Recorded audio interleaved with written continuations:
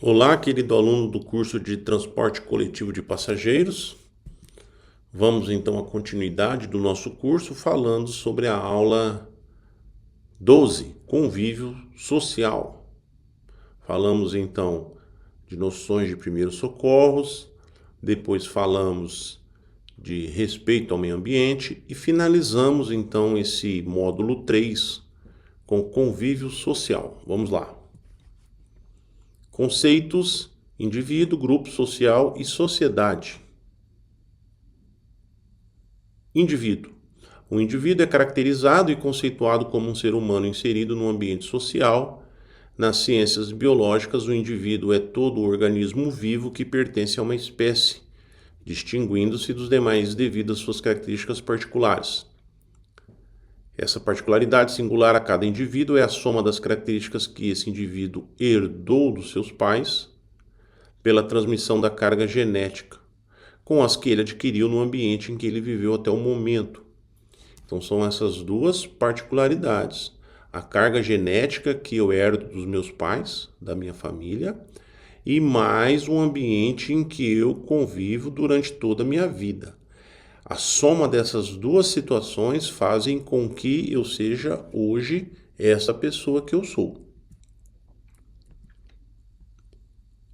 Importante dizer que o indivíduo, apesar de ser um ser único, ainda se mantém em construção. Eu costumo dizer que nós somos, vivemos em constante mudança, né? Porque a cada momento esse ambiente me traz situações das quais eu aprendo e aí eu vou mudando. Então, o indivíduo, ele está em constante mudança e aprendizado. Não existe uma construção de um indivíduo que se findou, pois estamos em constante evolução. Cada indivíduo pensa, sente e age de forma diferente de outro, devido a essas características específicas de cada indivíduo, certo? O indivíduo deve ser respeitado em sua individualidade, mas não podemos confundir individualidade com individualismo. A sociedade se beneficia por ser formada por inúmeros indivíduos com características diferentes, pois cada um contribui à sua maneira com o crescimento e desenvolvimento dessa sociedade. É importante salientar que, graças a essa individualidade, a essas características específicas de cada um, às vezes uns problemas que eu não consigo resolver, uma outra pessoa vem e resolve, de forma muito mais fácil, muito mais simples do que eu. Algumas pessoas, devido a essa construção do ambiente e herança genética, possuem, nós dizemos que são dons, são habilidades, são competências para realizar alguns tipos de trabalhos diferentes uns dos outros. E a soma de todos esses trabalhos nos levam a chegar à sociedade. Tudo bem? Então, vamos dar um exemplo. Todos nós dependemos de pessoas que trabalham com tecnologia da informação, de forma que eu gravo as aulas aqui e depois de meses vocês assistirão às aulas aí, né, com todo esse aparato tecnológico, e nós dependemos dessas pessoas, como vocês dependem de mim, que sou professor, como eu dependo de vocês, que serão motoristas, realizando o trabalho de transporte coletivo de passageiros. Então é uma relação dentro da sociedade. Muitas vezes nós nem precisamos nos conhecer, mas o nosso trabalho interfere na vida dos outros. Uma sociedade nunca para no tempo devido a essa complexidade de pensamentos, ações e emoções. O respeito ao indivíduo é primordial para o progresso de uma sociedade, pois o progresso social está diretamente ligado ao aceite das diversidades de pensamento, ação e emoção. Antes de criticar alguma atitude ou escolha ou pensamento de alguém, eu preciso entender e compreender que aquele indivíduo não pensa igual a mim. Ele foi criado de uma maneira, ele herdou as características específicas dos seus pais e a partir daí ele responde ao ambiente diferente de mim. Então eu não posso que ele tenha as mesmas, eu não posso obrigá-lo a ter as mesmas respostas. Ele não herdou as mesmas características, ele não teve a mesma criação, ele não teve os mesmos traumas que eu, frustrações, alegrias, aventuras, educação, sucesso, decepções, medos, conquistas e os mesmos acessos que eu. Definitivamente, ele não sou eu. Então, a partir daí, como é que eu quero que ele responda igual a mim? Dentro de uma ideia de situação ocorrida. Lógico que ele vai responder diferente. Às vezes, nós esperamos que alguém faça algo e essa pessoa não faz, mas quem criou a expectativa que ela fizesse aquilo fui eu. E às vezes aquela pessoa nem está sabendo que eu esperava aquilo dela. E às vezes, na maioria das vezes, ela não vai fazer aquilo porque ela de repente ela nem sabe fazer. Ou ela reage de uma outra maneira. Então ela não vai ter aquela resposta. E eu crio essas expectativas na pessoa com base no meu eu.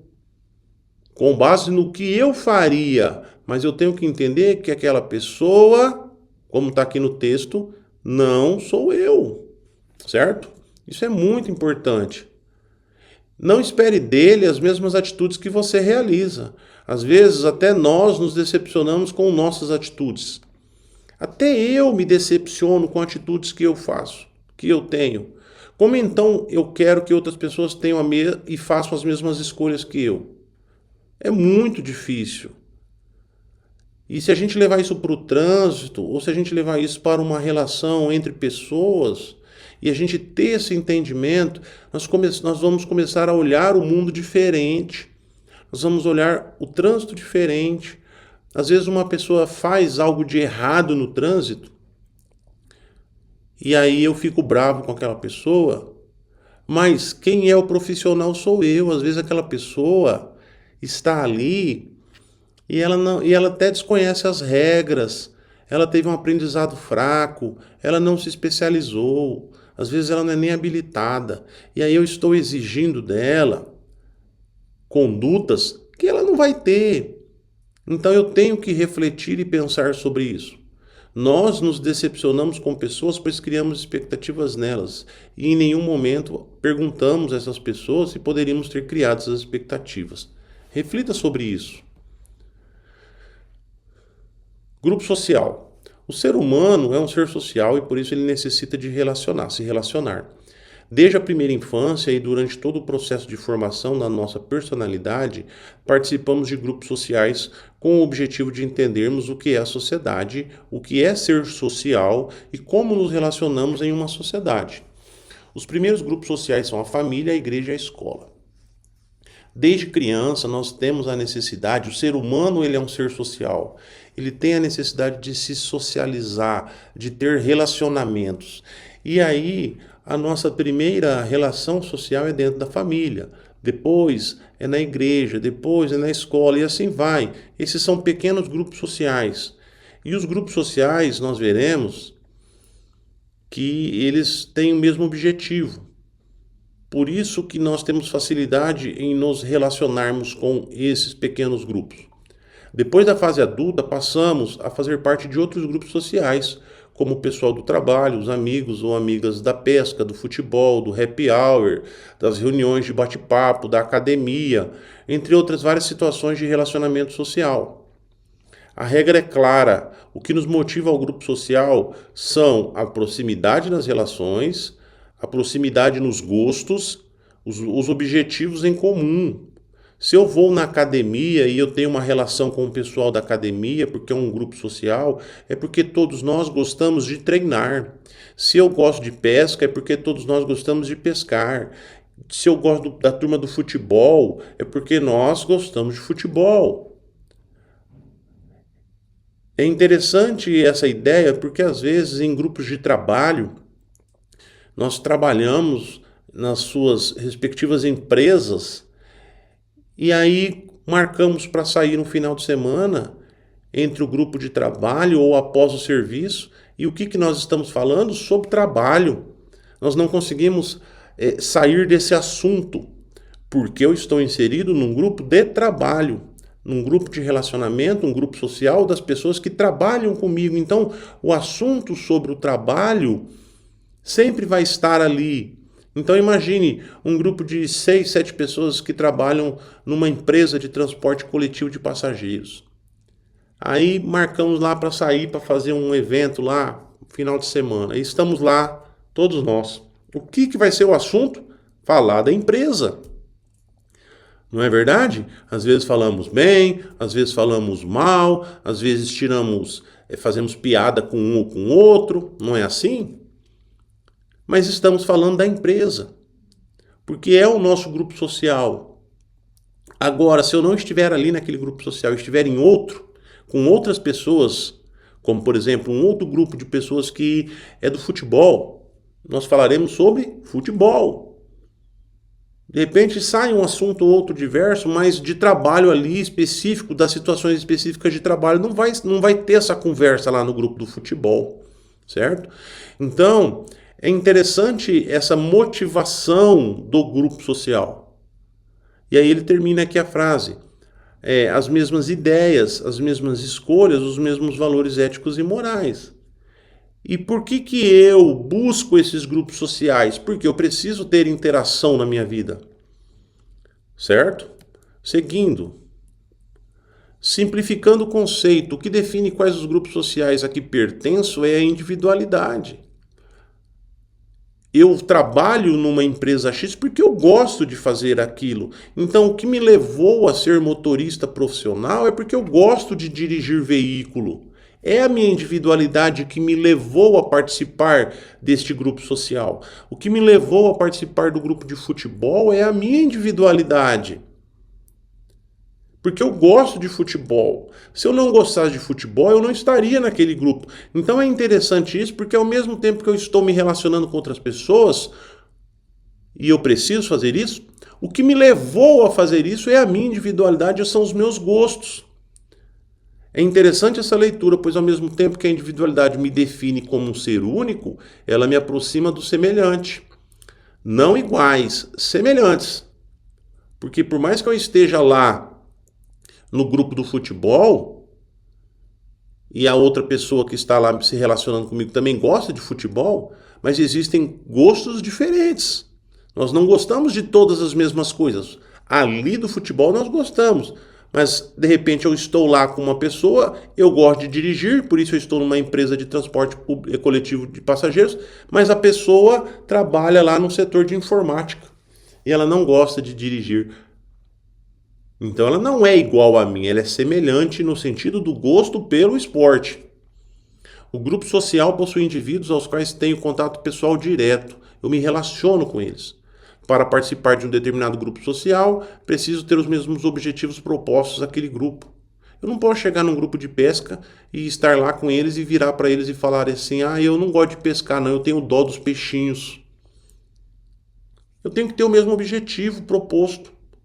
Eu não posso estar num grupo de pessoas que trabalham na empresa de transporte coletivo de passageiros e falar que eu não gosto de dirigir.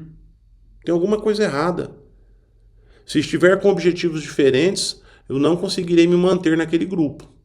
Não tem como participar de um grupo social da pescaria se eu não gosto de pescar. Foi até o exemplo que eu dei. A sociedade, vamos falar de sociedade agora, então aprofundamos. Então observa que a gente começou com o indivíduo, passamos pelo grupo social e agora vamos para a sociedade. A sociedade é a soma de inúmeros grupos sociais.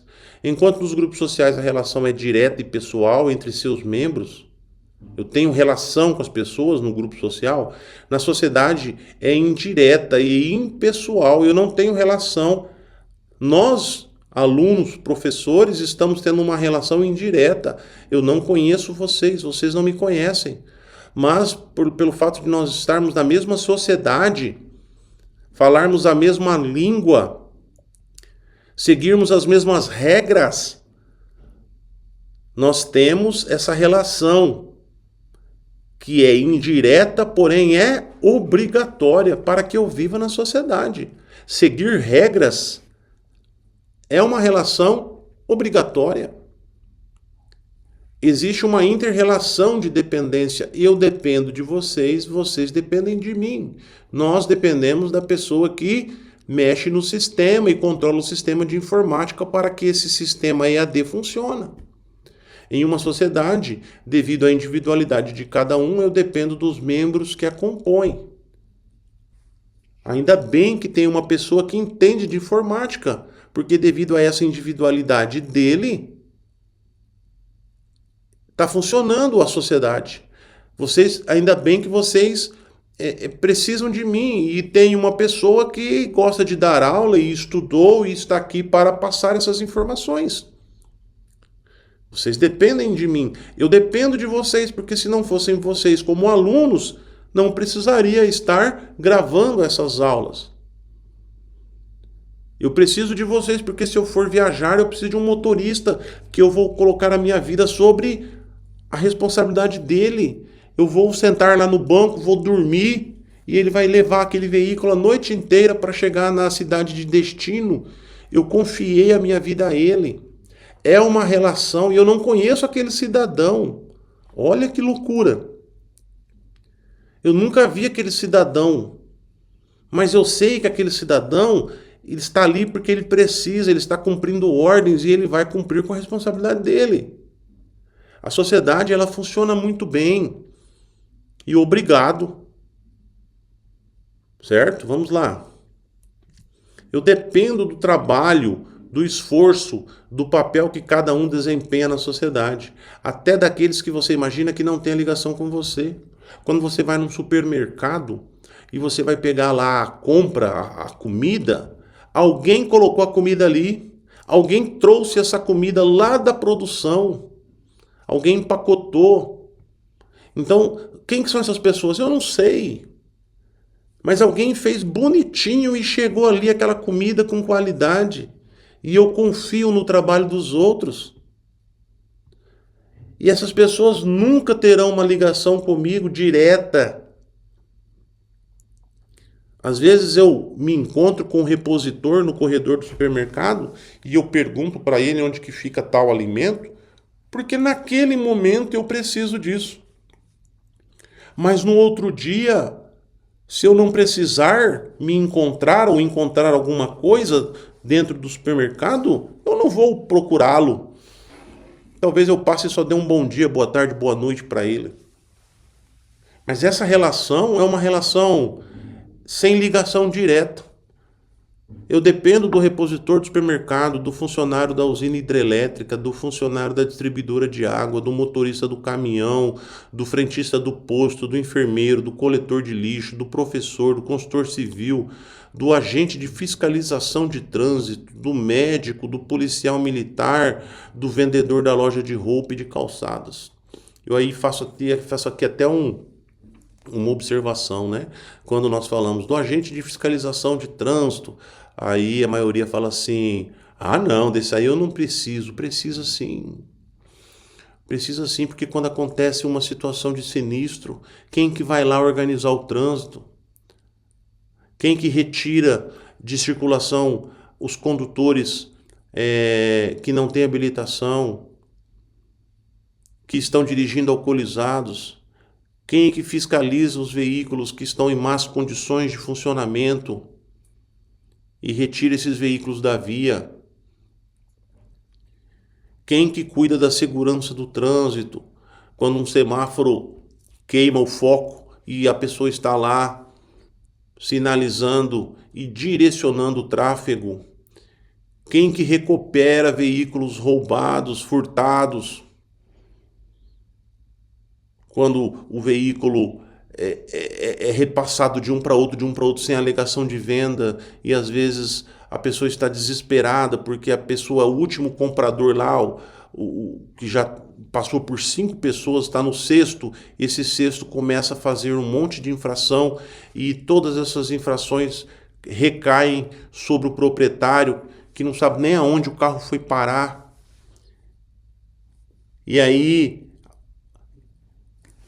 registra-se uma informação no sistema, uma restrição para que quando esse carro for parado em alguma blitz, ele seja removido, recolhido, porque já está há tantos anos sem licenciamento, sem IPVA, cheio de multa, e o proprietário desesperado, e aí por causa de uma blitz o veículo para lá e aí esse veículo é removido. Aí graças a Deus que tem o agente de fiscalização.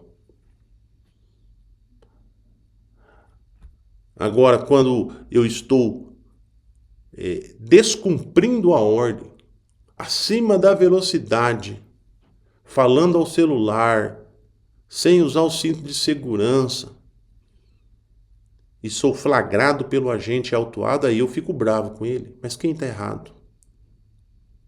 Sou eu? É ele? Então eu tenho que pensar bem, sim, na relação da sociedade. Às vezes, as pessoas se fazem necessárias para mim somente quando fazem coisas boas para mim. Quando fazem coisas ditas ruins, que não são ruins, mas que vão me causar um problema, aí não, para que serve isso aí? Não é verdade? Mas eu não me coloco na posição. Se eu estivesse fazendo certo, eu seria punido? Então reflitam, né? Seguindo, uma outra característica da sociedade é que nela, diferente do grupo social, estão inseridas pessoas de diferentes esferas e castas sociais. No grupo social, as relações ali, em sua maioria, são de pessoas da mesma casta, econômica, financeira, social. Já a sociedade não. A relação da sociedade não difere disso. O que, às vezes, para alguns, dificulta a visão da dependência que explicamos acima.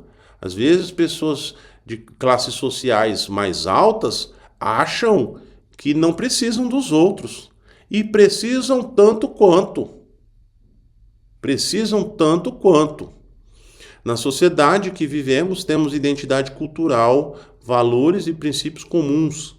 Isso faz com que sejamos semelhantes, mesmo às pessoas estranhas ao nosso relacionamento. Dentro do nosso país, o que faz com que quando eu estou lá jogando o time da seleção brasileira e eu estou lá no estádio e está sentado uma pessoa que eu nunca vi na vida e aí o Brasil faz um gol e ganhamos a Copa do Mundo e aí eu abraço essa pessoa? É a identidade que eu tenho pelo país, é o amor que eu tenho pelo país. O que faz uma pessoa que vai embora do exterior, para o exterior e sente saudade do país? Não me venha falar que não sente, sente. É a mesma coisa de sairmos de casa para viajar e quando retornamos à nossa casa, sentimos alegres, felicidade, porque, nossa, estou na minha casa. Nada é mais gostoso que estar na nossa casa depois de uma viagem. Então, essa identidade cultural, essa identidade, esse valor, esse princípio, ninguém retira de nós. Nós nascemos porque nós temos essa identidade do nosso país. Nós nos sentimos seguros dentro do nosso país, dentro da nossa casa.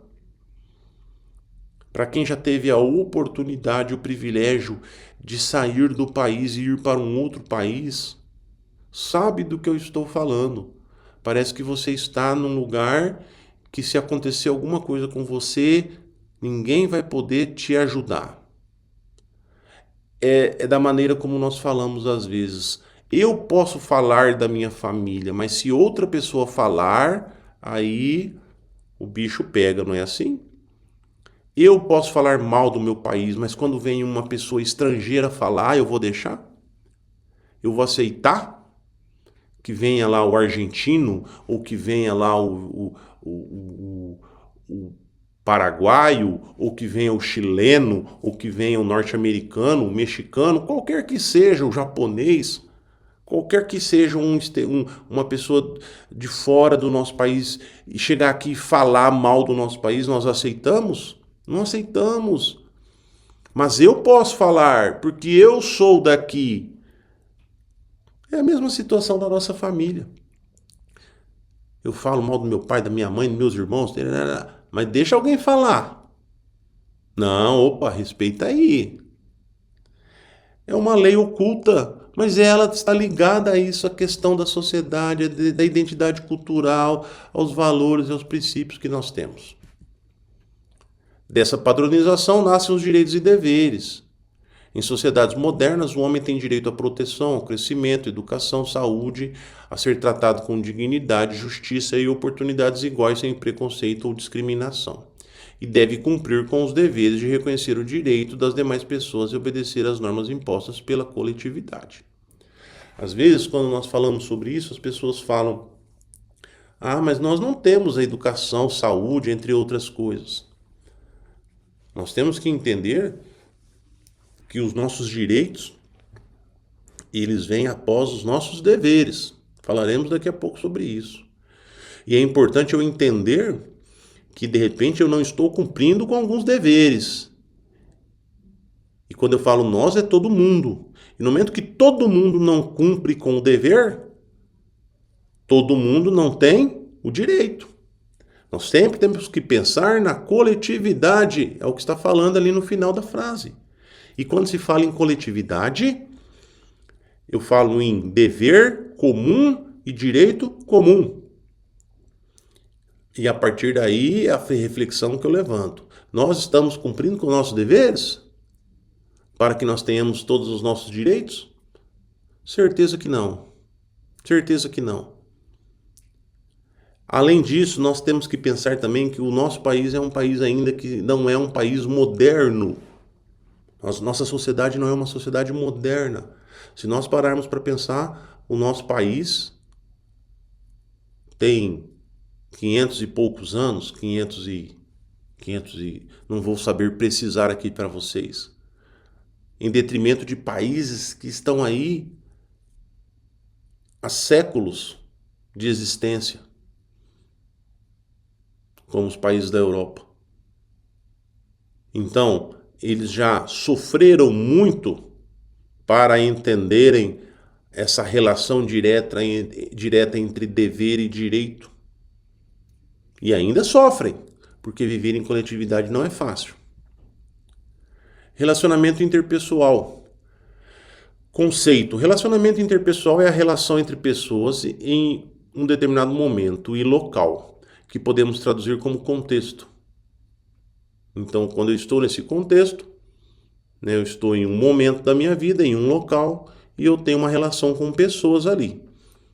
Então, esse é um relacionamento interpessoal. Esse termo vem da sociologia e da psicologia, que reúnem, através de estudos, um conjunto de regras comportamentais que orientam essas relações em prol de uma melhor sociedade. O relacionamento interpessoal necessário ao motorista profissional é o relacionamento direcionado ao ambiente de trabalho interno, na empresa, com seus colegas, e externo, atendendo os clientes em seu veículo de transporte ou outros usuários da via.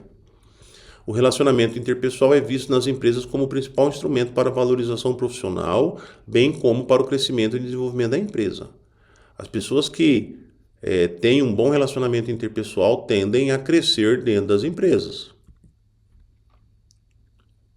Quando as relações no ambiente interno da empresa vão bem, a tendência é o fortalecimento da comunicação, o aumento do foco em alcançar as metas e objetivos propostos. Todo mundo direcionado para alcançar o foco, o objetivo. Todo mundo se comunica bem, não há falhas na comunicação, não há ruídos. Ocorre a diminuição dos conflitos gerados por problemas a serem resolvidos, entre outras melhorias. Quando há um relacionamento interpessoal adequado, só de olhar para o meu colega de trabalho, eu sei que ele está com um problema. E eu chego nele e falo: o que foi que aconteceu com você? E ele vai falar para mim: estou com um problema assim, assim, assado. A empresa ajuda, os colegas ajudam. Isso é relacionamento interpessoal. Sou eu me sentir fazendo parte da empresa. Porque a empresa faz parte da minha vida. Esse também é um grande questionamento. Não basta eu fazer parte, eu me sentir fazer parte da empresa. A gente ouve muito o empresário falando: ah, você tem que fazer parte da empresa. Tudo bem, mas a empresa faz parte da minha vida? Ou é só uma via de um lado só? Não. É uma via de mão dupla. Então a empresa também tem que fazer o seu papel. Não sou só eu querer e buscar fazer parte da empresa. Os problemas da empresa são problemas seus também. Beleza. Mas e os meus problemas? Também são problemas da empresa? A melhoria das relações interpessoais está ligada à melhoria nas atitudes de comunicação entre os colaboradores. Vamos a algumas dessas relações, das atitudes. Escutar é melhor que falar. Por isso que nós temos 2 ouvidos e uma boca. Isso é um ditado antigo. Escute mais do que fale. Quando você não souber sobre algo, fique quieto, não fale. Não fale o que você não saiba. Seja empático. Empatia é uma qualidade muito falada hoje. Ser empático sou eu me colocar no lugar do outro para entender o que ele está passando. É aquela questão da individualidade. Eu tenho que entender por que ele reage daquela maneira. Ele não sou eu. Apoie os colegas com dificuldades. Acabei de falar sobre isso. Aprenda a observar. Se escutar é melhor, observar é melhor ainda. É melhor ainda. Observe o que está acontecendo, observe o clima. Socialize somente as informações necessárias no ambiente do trabalho. Existe uma história das 3 peneiras. Procurem na internet. O que é a história das 3 peneiras? E a partir daí, coloquem em prática. Essa informação é necessária para um ambiente de trabalho? Eu preciso falar sobre isso? Respeite a individualidade, as diferenças e as opiniões dos colegas. É muito difícil. Às vezes nós temos colegas de trabalho que só ele está certo, que só ele entende do assunto, que só as coisas dele são as melhores. E é difícil você lidar com pessoas assim. Respeite a individualidade. Respeite as pessoas que são diferentes de você. Hoje nós vivemos num mundo que, ao mesmo tempo que se pede esse respeito às diferenças, existe uma crítica pesada sobre eu ter que respeitar essas diferenças. Mas eu tenho que respeitar. Mesmo que eu não goste, eu tenho que praticar esse respeito. Porque eu sou diferente para determinadas pessoas também. Vocês já pararam para pensar? Você é diferente. Ao mesmo tempo que muita gente é diferente para você, você é diferente para muitas pessoas. E você acha que não, você acha que você é o normal. Não pense assim. Tenha certeza que você é diferente também. E as pessoas te respeitam. Então respeite. Respeite. Você não precisa aceitar aquilo como seu. Você não precisa aceitar aquela conduta como para você. Mas respeite a individualidade da outra pessoa. Adote uma postura ativa, com iniciativa. Não fique esperando as coisas acontecerem. Vá, resolva, crie soluções. E por fim, esteja aberto ao feedback. O que é o feedback? É a resposta. E a resposta ela não é só dada por outras pessoas, não. Ela é dada também pelo ambiente. Então é por isso observar, como está escrito na letra D. Observe o ambiente, escute para que você receba o feedback. Cidadania. O indivíduo como cidadão. Para entendermos o papel do indivíduo como cidadão, temos que entender o que é cidadania. Cidadania é o exercício pleno dos direitos e deveres do cidadão. Essa relação de direitos e deveres não existe somente para com o poder público, mas também para com toda a sociedade. Certo? Então, quando a gente fala sobre direitos e deveres, as pessoas sempre falam, direitos e deveres é direito de votar, é dever de... Não. Está implícito em tudo o direito e dever dentro da sociedade. Tudo. Direitos. Os direitos são inerentes a todos os seres humanos. independentemente da sua raça, sexo, nacionalidade, etnia, idioma, religião, qualquer outra condição. Temos o direito a viver, participar e nos relacionarmos na sociedade, o direito à vida e à liberdade, liberdade de opinião e expressão, o direito ao trabalho e à educação, o direito de ir e vir, direito à diversão, entre outros. Nós temos muitos direitos, pessoal. Tomem cuidado com o que você tem ouvido, dizendo que nós não temos direitos a muitas coisas. Nós temos sim. Nós temos. Muitos não sabem o que é não ter direito.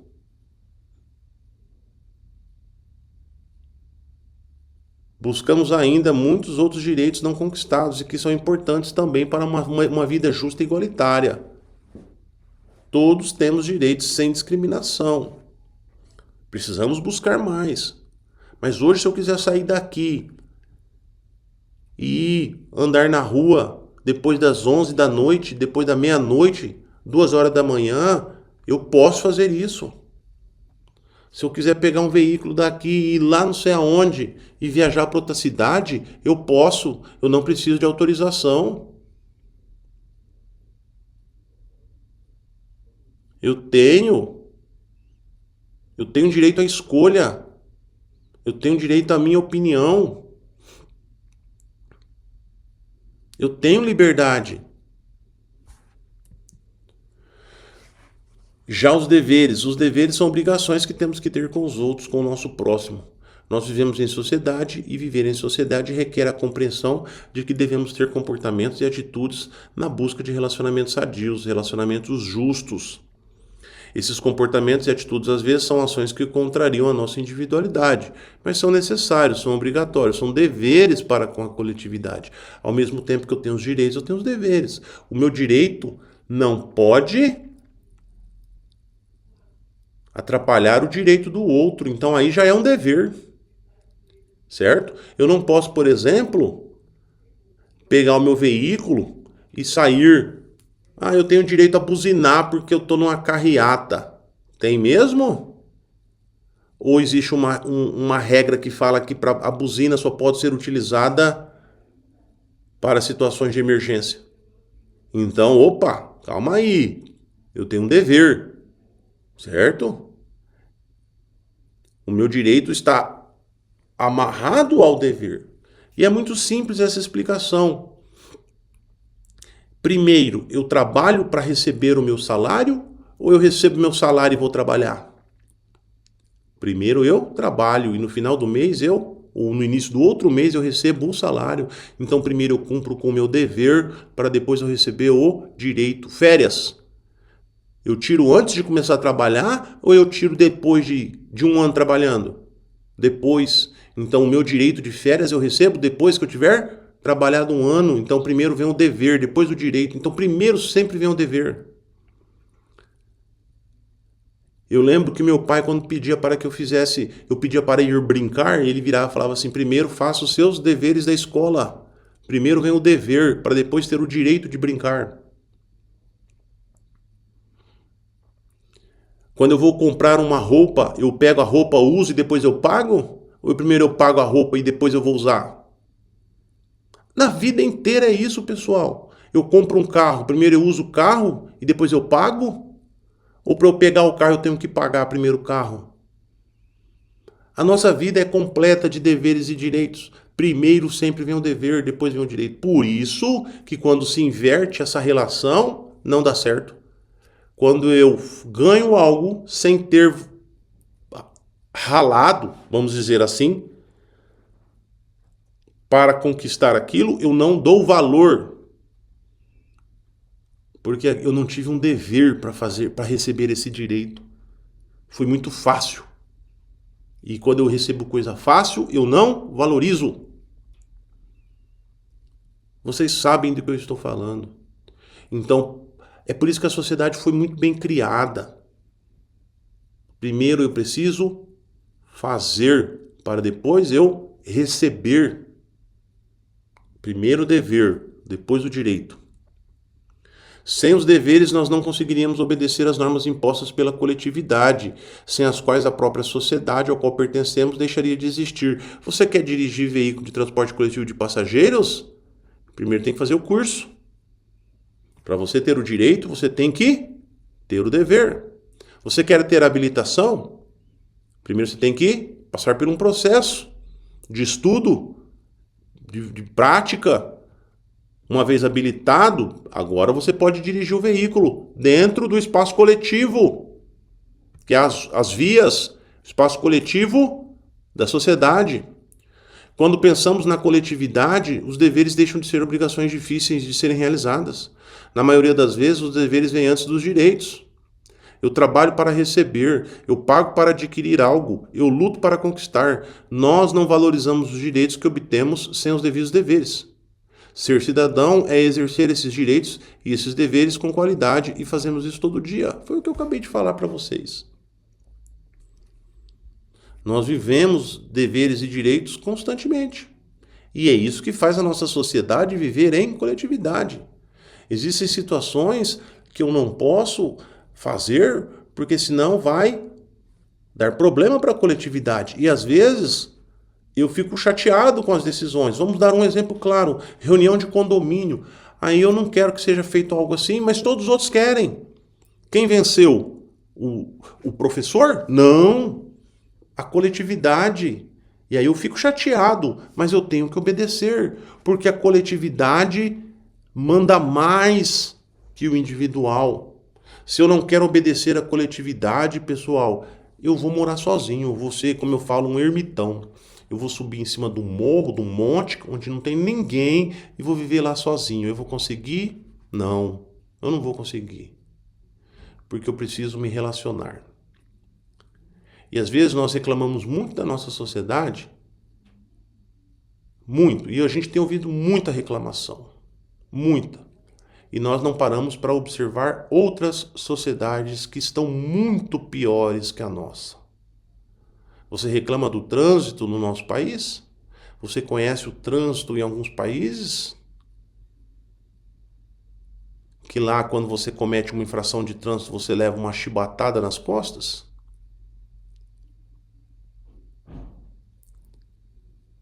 Que às vezes, se você cometeu uma infração de trânsito, você vai preso, você tem que comparecer perante o juiz, uma infração de trânsito. De repente seria essa a solução, não é verdade?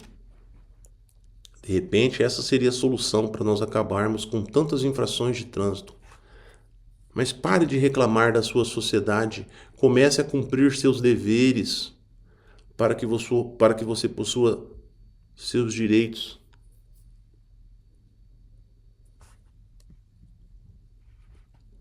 Vamos dar 2 exemplos aqui. O aluno do curso de motorista de transporte coletivo tem o direito de dirigir esse tipo de veículo e trabalhar com esse tipo de serviço especializado, desde que exerça o dever de realizar o curso de formação, que inclusive exige como pré-requisito, entre outros, a habilitação da categoria D. Quando uma criança quer ter o direito de brincar, o pai comunica que antes de brincar deverá realizar as tarefas da escola, que são o dever do aluno, neste caso a criança. Uma vez feito o dever, o direito está garantido. Dei esses 2 exemplos para vocês aqui já. Reflita sobre isso que nós conversamos. Responsabilidade civil e penal em caso de infração ou crime de trânsito. Vamos lá. Sinistro de trânsito. A responsabilidade civil e criminal do condutor relacionada ao Código de Trânsito Brasileiro pode ocorrer em decorrência de um acidente de trânsito, hoje chamado de sinistro de trânsito, ou de um ato infracional classificado pelo CTB como crime de trânsito, ou de ambas as situações. Então, essa responsabilidade ela pode vir decorrente de um sinistro, né? Ou de um ato infracional, certo? Tudo bem? Tranquilo? Seguindo, por exemplo, ocorreu um sinistro de trânsito, vou dar um exemplo para que vocês entendam bem. Ocorreu um sinistro de trânsito e, em decorrência, houve uma lesão corporal culposa.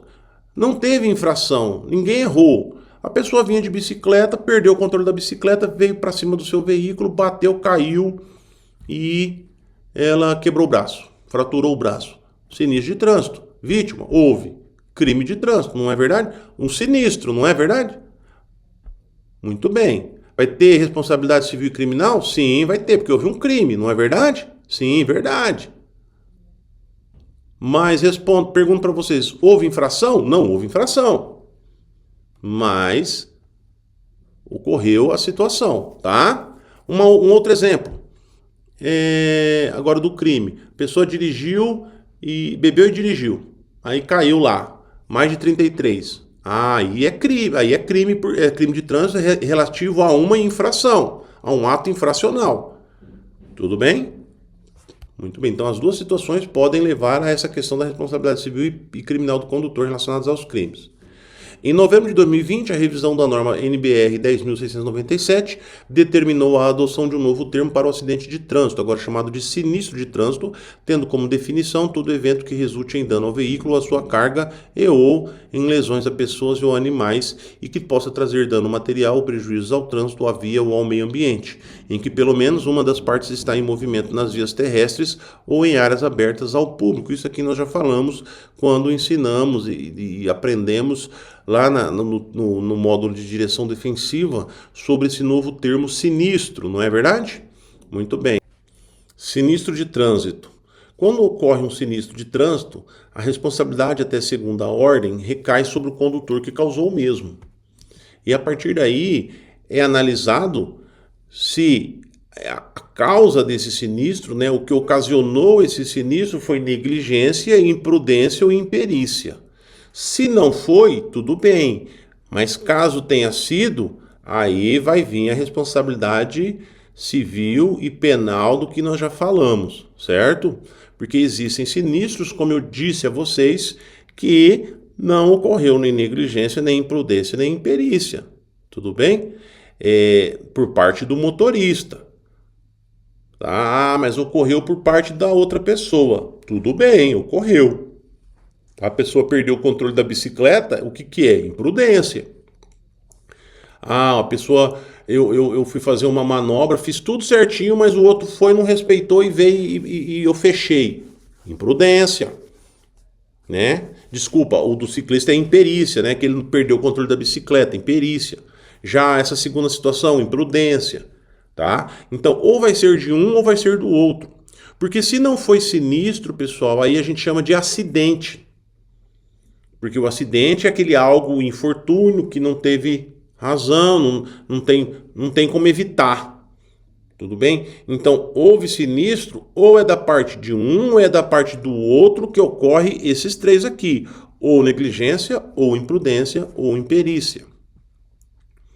Vamos lá. Em um sinistro de trânsito qualificado como crime, porque nem todo sinistro é crime, não é verdade? Por exemplo, se não houve lesão corporal num sinistro, um carro bateu no outro só e não aconteceu nada demais. É um sinistro. Mas houve crime? Não, não houve crime. Um carro bateu no outro e acabou. Agora, houve lesão corporal? Houve. Houve homicídio? Houve. Então aí é crime. Ah, no sinistro um dos condutores estava alcoolizado. Crime. Ah, um dos condutores não tinha habilitação. Crime. São N situações, tá, pessoal? A responsabilidade recai na esfera civil. A esfera civil é a responsabilização por lei da indenização à vítima do sinistro por ele provocado. Então, pode se dividir em danos morais e danos materiais. Mas essa responsabilização eu vou indenizar a vítima, ok? Ou penal, que é definida a partir da violação de uma conduta proibida pelo tipo penal incriminador. Então eu vou responder penalmente sobre o ato, vamos dizer assim, o delito, né? Que chamamos também de crime, que ocorreu ali, o ato infracional. Responsabilidade civil determina as maneiras pelas quais um indivíduo pode ser considerado culpado por um dano que causou a outros e a forma como essa responsabilização será calculada. Para isso se leva em consideração 3 fatores. Veremos. O primeiro, o dano causado. Qual é o dano? A comprovação de que o dano foi causado pela ação do indivíduo que quer se responsabilizar. Foi causada, esse dano foi causado pelo fulano, pelo X lá, pelo motorista X. E o terceiro, ele de fato é o culpado? Tudo bem? Então, esses 3 fatores têm que ser analisados antes de se responsabilizar alguém. Quem que vai fazer quem que vai levar essa conduta para chegar a esses 3 fatores? O inquérito policial. Tudo bem? Vai para o juiz. O juiz vai analisar. Qual foi o dano? Esse aqui. Quem que estava dirigindo? Esse motorista aqui. Ele era o culpado? Sim. Bateu os 3?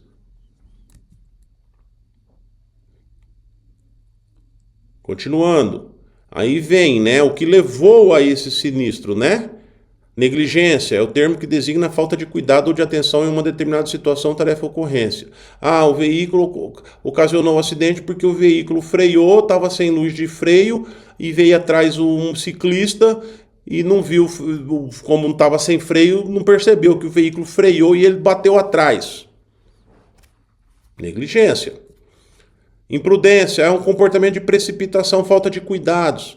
Então, estava lá sinal vermelho, espera-se que eu pare no vermelho, não é verdade? E eu fiz o quê? Atravessei o sinal foco vermelho. Aí veio um outro veículo e bateu. Imprudência da minha parte. E por fim, perícia.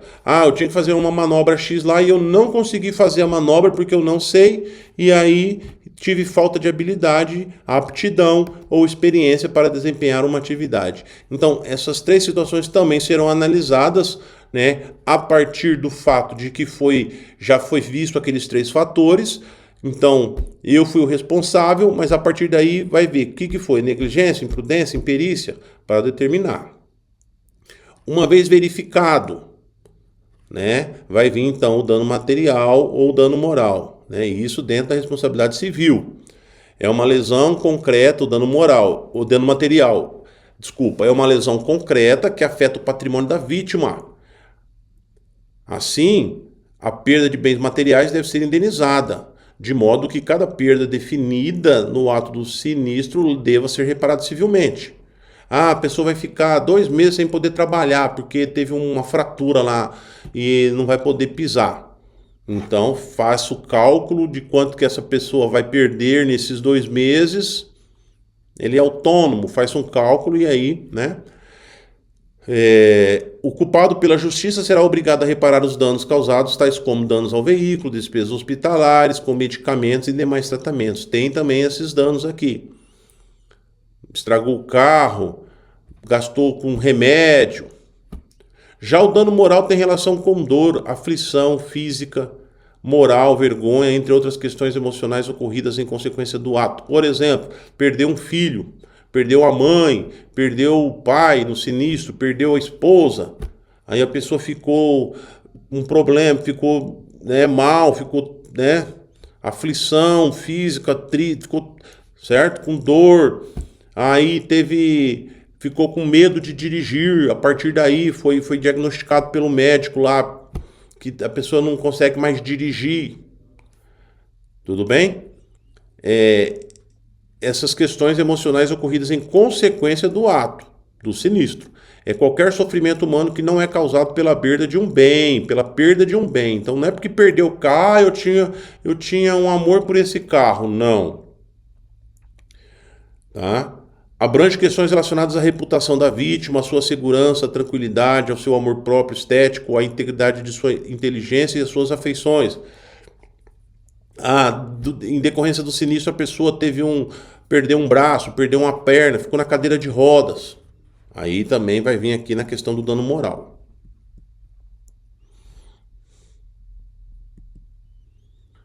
Responsabilidade solidária. No direito civil, nem sempre somente o condutor tem o dever de responder pelos prejuízos que causou. A empresa de transporte cujo empregado provocou o sinistro também pode ser responsabilizada com a indenização pelos danos causados. Vamos falar aqui um pouquinho sobre responsabilidade solidária. Ocorre quando o veículo que causou o dano é de propriedade da empresa de transportes. Então não é do motorista, é da empresa. E o condutor é empregado da empresa. Você é empregado da empresa. E em alguns casos, a empresa é obrigada a indenizar até os passageiros e suas bagagens nos casos de avarias em decorrência de sinistro. Comprovada a culpa do condutor, a empresa tem a responsabilidade civil solidária de indenizar seu cliente pelos danos causados. Tudo bem? É a empresa que vai pagar. Por se tratar de responsabilidade solidária, as vítimas podem acionar juridicamente o condutor culpado, a empresa para a qual trabalha ou ambos. Então, certo? Porque por mais que ele trabalhe na empresa, ali tem uma pessoa, né? Então, eu posso responsabilizar aquele motorista. Tem motorista que acha que não, tem motorista que acha, tipo assim, problema da empresa, a empresa eu vou receber as contas, mas beleza, eu não vou responder. Não, ele vai responder também. Se eu entrar contra ele, ele vai responder também, certo? Porque por mais que ele represente uma empresa, é ele que teve a conduta.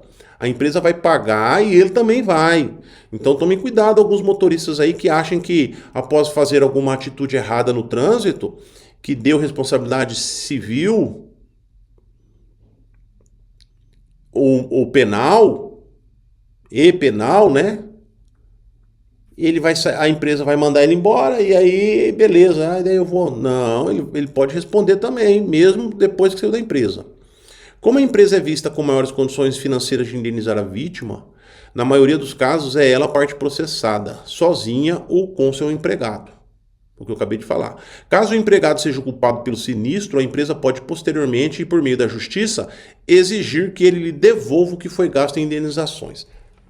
Aí às vezes o empregado não paga, né, e é mandado embora por justa causa. Porém, ele pode estar respondendo também pelo ato, porque a vítima acionou ele, a pessoa dele, não somente a empresa. A responsabilidade solidária pode não se efetivar quando? Quando que não se efetiva a responsabilidade solidária? O veículo é de propriedade do próprio condutor, então é um veículo autônomo e não possui a identificação da empresa. Então eu tenho lá, por exemplo, um micro-ônibus, né, que a gente chama de van, e ela é 18 lugares, 17 lugares, né, ou 12, 15, mas ela trabalha comigo, eu não tenho empresa, certo? Eu sou autônomo, tudo bem? Tenho curso, tudo bonitinho, e eu realizo atividades aí de transporte coletivo de passageiros. Então aí não é solidário, é só da pessoa, é só do motorista. O condutor não é empregado fixo, mas alguém contratado sem exclusividade para a prestação de um determinado serviço. Então ele não é exclusivo da empresa. Então ele presta serviço quando é chamado. Freelance, que a gente chama, né? Ao condutor autônomo cabe a responsabilidade com danos materiais e morais causados a outras pessoas que não sejam clientes da empresa de transporte. Tudo bem? O direito penal tem a função de identificar as infrações penais e direcionar as respectivas penalidades. Então agora a gente vai falar do penal, né? Falamos do civil. É ele que cuida das relações individuais e coletivas e do respeito aos valores fundamentais na sociedade. Então, as responsabilidades penais. As responsabilidades penais, pessoal, estão diretamente ligadas aos crimes de trânsito que nós lemos lá quando falamos de legislação. Quando ocorre o desrespeito aos valores fundamentais afetando o interesse da sociedade, o Estado tem a obrigação, dever de acionar seus mecanismos legais para a aplicação das penalidades. As penas variam conforme o crime cometido e dependem das circunstâncias específicas do sinistro, tais como a gravidade do dano causado, entre outros fatores que serão avaliados pela autoridade judicial que tratar o processo. Já falamos disso também lá na parte de legislação. As penalidades também já trouxemos para vocês lá, não é verdade? Aqui a gente só dá uma destrinchada maior. Então, quais são as penalidades? As penas privativas de liberdade, que são detenção e reclusão. A reclusão começa em regime fechado, a detenção em regime semiaberto. E as penas restritivas de direitos. Aí nós temos prestação pecuniária, prestação de serviço à comunidade ou a entidades públicas, interdição temporária de direitos, limitação de fim de semana, perda de bens e valores, ok? Então são algumas das penas restritivas de direitos. De quem é a responsabilidade pelo pagamento da multa? Quando se aplica uma multa, né, ao condutor, ao motorista, né? Do condutor ou do proprietário do veículo, no caso a empresa? Essa pergunta cria mais polêmica quando a questão envolve empresa e empregado. Já falamos disso aqui também, certo? Não vou citar aqui, explicar novamente porque nós já falamos. Eu só vou citar aqui rapidamente. Então, olha lá, a responsabilidade da infração é do condutor e proprietário, em infrações previstas na legislação com responsabilidade solidária, condutor em infrações decorrentes de atos praticados na direção do veículo, proprietário, somente dele, em infrações referentes à prévia regularização e preenchimento das formalidades e condições exigidas para o trânsito do veículo na via terrestre, que são os impostos, IPVA, né, e licenciamento, conservação e inalterabilidade de suas características, componentes agregados, habilitação legal e compatível de seus condutores, certo? Já estudamos isso aqui quando falamos de legislação de trânsito. Muito bem. O que significa que, em um primeiro momento, a multa de trânsito sempre deve ser paga pelo proprietário do veículo. Mas se a multa for aplicada por alguma infração cometida por culpa do condutor, o proprietário tem o direito de buscar o ressarcimento deste valor. Caso uma empresa de transporte coletivo, por exemplo, receba uma multa por um licenciamento atrasado ou pneu careca, é ela que deve arcar com seu pagamento, pois como proprietário do veículo é dela a responsabilidade por mantê-lo em perfeitas condições de trafegar. Por outro lado, caso um empregado estacione em local proibido e receba uma multa por isso, a empresa deverá pagar a multa, pois é a proprietária do veículo. Inclusive, a penalidade de multa está vinculada ao veículo, certo? Então isso é muito claro, pessoal. Se são infrações cometidas relacionadas ao veículo, é o proprietário. Agora, infrações relacionadas à circulação, é o motorista. Né? Certa vez, um motorista chegou para mim e disse assim que ele chegou para o patrão dele e disse que quando ele cometia infrações de circulação, o patrão tinha que rachar com ele, porque era o risco que o patrão corria. Aí o patrão falou, negativo, você que vai pagar. Ele falou, não vou pagar. Aí o patrão falou, então tá bom, então você vai ser mandado embora. E deu as contas dele. Não é verdade? E ele estava bravo com essa situação. Mas não tem por que ficar bravo. Se sou eu, o motorista, que estou dirigindo e eu cometo uma infração, por exemplo, de não usar o cinto de segurança, o proprietário lá vai ser o responsável? O dono da empresa? Ou eu estou acima da velocidade da via, ou eu estou mexendo no celular, ou eu passo no sinal vermelho, ou eu entro na contramão, ou eu estaciono num lugar que não pode estacionar e parar. É o proprietário. Agora, não, o pneu tá careca, não pagou o licenciamento, aí tudo bem, aí é proprietário. Então, o motorista tem que entender isso aí. Tá? Porém, terá todo o direito de cobrar o ressarcimento do seu funcionário. Né? A multa, ela vai para a empresa. Por quê? Porque a infração, né, cometida, ela vai para o endereço de onde está registrado o veículo. E aí é lá no endereço do proprietário. Mas aí o proprietário cobra do motorista. Então desconta na hora do salário lá, né? Desconta dele. Ainda que o contrato de trabalho preveja esse tipo de desconto, alguma cautela deve ser observada pela empresa. Verificar corretamente, através de registros que comprovem os fatos, quem era o condutor do veículo no dia e na hora da infração que gerou a multa. É importante, então, e nós sabemos que as empresas têm ali, quando ocorre revezamento de motoristas nos veículos, né? Então, vê lá quem que estava naquele dia dirigindo, né? Para saber quem foi que cometeu.